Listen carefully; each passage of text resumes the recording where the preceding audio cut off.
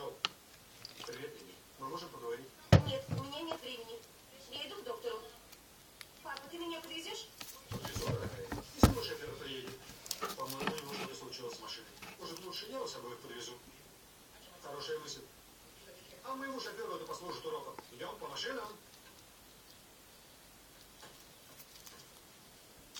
Бульвар Кисамит, шофер. Да, мадам.